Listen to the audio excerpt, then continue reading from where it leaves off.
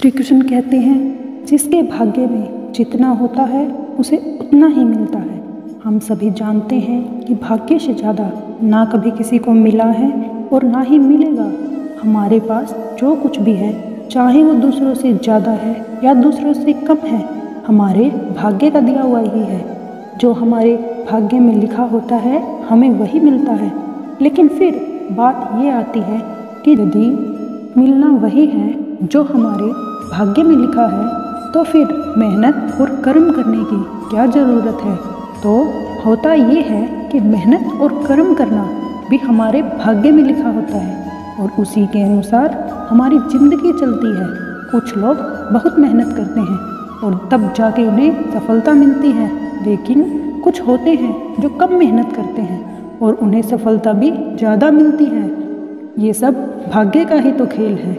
किसी के भाग्य में होता है कि वो जब तक मेहनत नहीं करेगा तब तक उसे कुछ नहीं मिलेगा, और किसी के भाग्य में होता है कि वो कम मेहनत भी करेगा तो भी उसे ज़्यादा मिलेगा। भाग्य के इस चक्र को समझना बहुत मुश्किल है। बस हम इतना समझ लें कि जो होता है और जो हम करते हैं वो सब हमारी किस्मत का लिखा होता है। भाग्य का लिखा बहुत समय पहले की बात है। एक गांव के मंदिर में एक पुजारी था। वो पुजारी अपना सारा समय मंदिर की सफाई, पूजा पाठ, आने जाने वालों के लिए पूजा करने में ही बिताता था। उसके परिवार में कोई नहीं था और वो अपना खाना पीना मंदिर में होने वाले चढ़ावे से ही चलाता था। वो पुजारी व्यवहार का बहुत अच्छा था।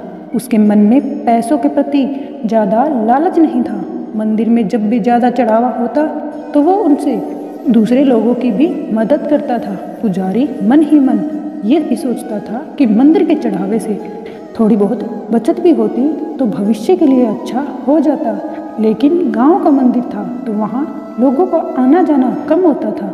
मुश्किल से दिन भर में 5 से 6 पैसे का चढ़ावा ही होता था, जिससे पुजारी अपने दिन भर की ज़रूरतों को पूरा करने के बाद सिर्फ 2 पैसे ही बचा पाता था।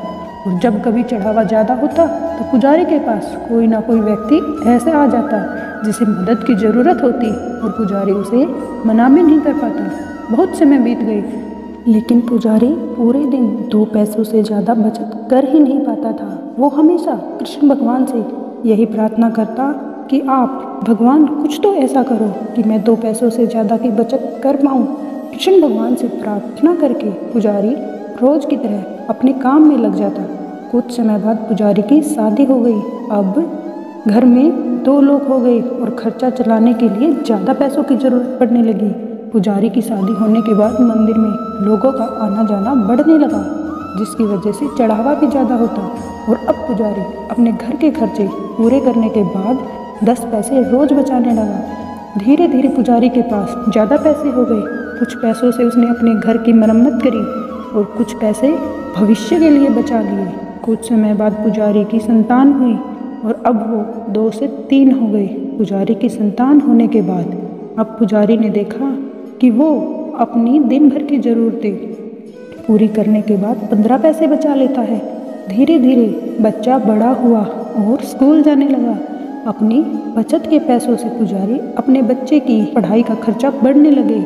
वैसे ही मंदिर में चढ़ावा ज़्यादा होता चला गया, ज़्यादा लोग आने लगे और पुजारी के जीवन में पैसों की कोई कमी नहीं हुई। अपनी ज़िंदगी को इस तरह बदलता देख पुजारी ने एक दिन कृष्ण भगवान से प्रार्थना करी और पूछा कि भगवान, मैं रोज़ के 2 पैसे बचाता था और बहुत कोशिश करने के बाद भी मैं कभी 2 पैसों से ज़्यादा नहीं बचा पाया, लेकिन आज मैं सब खर्चे करने के बाद भी 30 पैसे बचा लेता हूँ, जो कि मेरे और मेरे परिवार के लिए बहुत है। इस सब की वजह क्या है भगवान? क्या ये आपकी कृपा है या फिर मेरा भाग्य?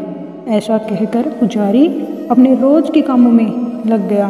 रात हुई और जिस समय पुजारी गहरी नींद में था उस समय भगवान कृष्ण उसके सपने में आए और बोले, भक्त, ना तुम्हारा भाग्य बदला और ना ही मैंने कोई कृपा करी।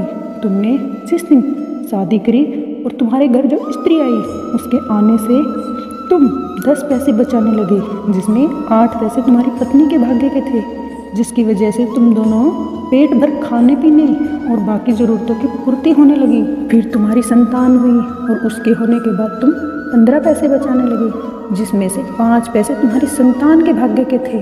और आज जो तुम 30 पैसे बचा रहे हो उसमें से 15 पैसे तुम्हारे बच्चे की पढ़ाई और उसके बेहतर भविष्य के भाग्य के हैं। भक्त, तुम आज भी अपने भाग्य के सिर्फ 2 ही पैसे बचा रहे हो और आगे भी 2 ही बचा पाओगे। दोस्तों, इस कहानी से आप कई बातें समझे होंगे और साथ ही आप ये भी समझे होंगे कि किस तरह हमारे भाग्य का लिखा हमें मिलता है और साथ ही किस तरह दूसरों के भाग्य का लिखा भी हमारे द्वारा होते हुए दूसरों को मिलता है।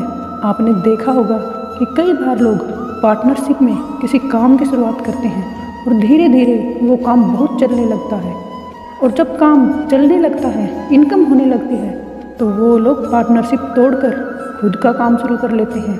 फिर वो जो काम शुरू करते हैं वो नहीं चलता और उन्हें नुकसान होने लगता है। इसका कारण भी भाग्य ही है। कई दफ़ा ऐसा होता है कि दूसरों के अच्छे भाग्य की वजह से हमारा भी अच्छा होने लगता है, लेकिन हम ये बात नहीं समझ पाते और ज़्यादातर लोग ऐसी बातों को मानते भी नहीं हैं। कई बार हमारा भाग्य हमारे दोस्त, हमारे पार्टनर, हमारे परिवार के लोगों के भाग्य से भी जुड़ा होता है और जब तक हम उनके साथ होते हैं तब तक हमारे साथ सब कुछ अच्छा होता है और जब हम उनसे दूर होते हैं तो हमारे साथ चीज़ें ज़्यादा अच्छी नहीं होती। दोस्तों, जिस तरह किसी और के भाग्य की अच्छी चीज़ों से हमारा अच्छा होता है, उसी तरह इसका उल्टा भी होता है और दूसरों के बुरे भाग्य की वजह से हमारा भी बुरा होने लगता है। यही भाग्य का खेल है जो सारी ज़िंदगी हमारे साथ चलता रहता है। अगर आप ऐसी बातों को नहीं मानते और भाग्य पर विश्वास नहीं करते तो इस कहानी को अच्छे से 2 या 3 बार देखें और अपने मन में सोचें कि क्या सच में ऐसा होता है।